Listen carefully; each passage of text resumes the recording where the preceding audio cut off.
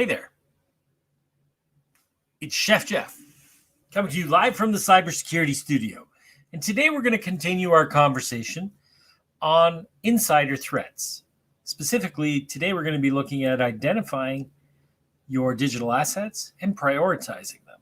Let's go ahead and have a conversation about cybersecurity.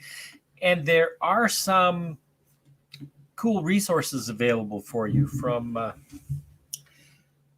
cyber.gc.ca, the Canadian government cybersecurity site.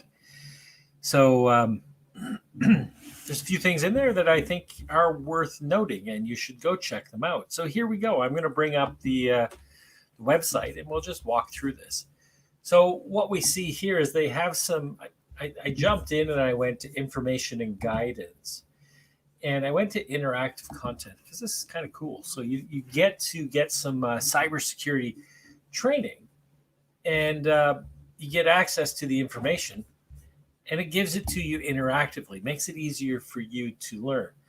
So this is really interesting because it's a real world scenario. I had a conversation with a prospect about administrator privileges. And, they're like, well, I'd like to be able to install applications, yada, yada, yada. It's really important. And we don't like to be inconvenienced. Well, the way that we take care of our customers is we don't let them be administrator on their local machines. And the reason being is that when you're an administrator on your local profile, that means that you can install applications.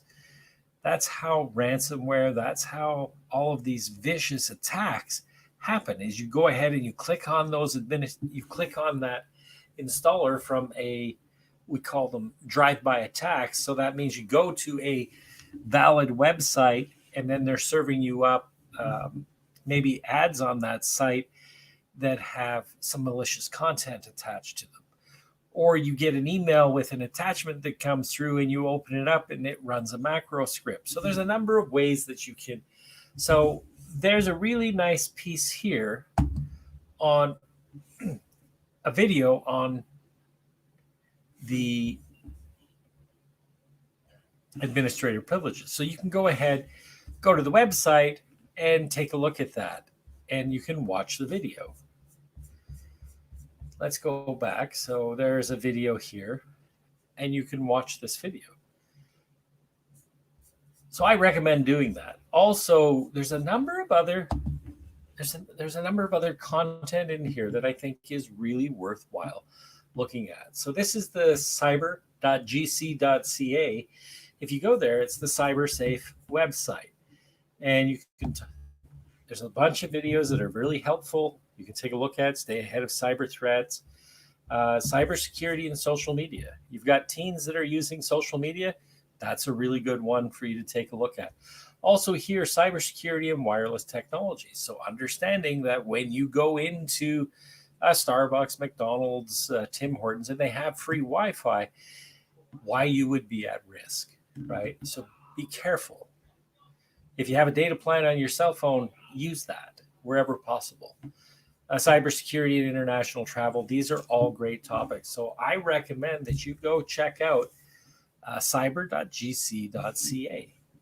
Now, let's go ahead and dive into the conversation that we're having on insider threats. It's that insider threat plan. And today we're talking about making an inventory of the critical assets that you have.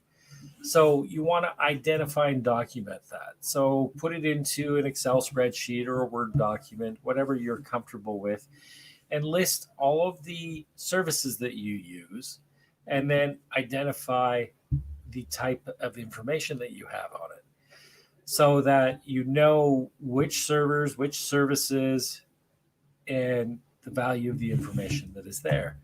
And then once you've made that list of all those assets, you want to go out and you want to prioritize which ones are critical and need the highest level of protection. These would be your line of business applications, if you have any types of payment gateways, these types of things that you're running, point of sales, whatever that may be that's critical to your business, you want to make sure that you have the appropriate level of protection in them. Yesterday we went through an insider threat plan. So we're talking about establish a program. Today we're talking about protect your assets, recognize and report the threat, and then assess and respond. So I'm going to end here because that's a lot of information to take in around this whole insider threat. And the interesting thing is when you start looking at plans and policies, you're going to see a lot of overlap, right? So if we create a cybersecurity plan, it's going to have the same types of steps in it. And if you create a cybersecurity response plan, it's going to have similar steps in it, right? So the whole thing is about having a good plan in place so that you know what to do when something happens. So, hey, my name is Chef Jeff. Actually, my name is Jeff Brody, and I'm the founder and founding partner of Code Fusion Communications, located here in the Greater Toronto Area, serving companies across the GTA, across the country, and around the globe, helping companies stay safe and secure and productive. If you know a business owner, a not-for-profit, a charity that could use or find this information helpful, do me a favor and maybe do them a favor and click the share button. Drop me a comment. Let me know what you'd like to see on upcoming editions of What's Cooking in the Cybersecurity Kitchen. Hey, it's Chef Jeff signing out. Tune in tomorrow for another edition of What's Cooking in the Cybersecurity Kitchen with Chef Jeff, while we continue to deal with insider threats and cybersecurity. You have yourself an awesome day, and thanks for joining me today. I look forward to hearing from you soon.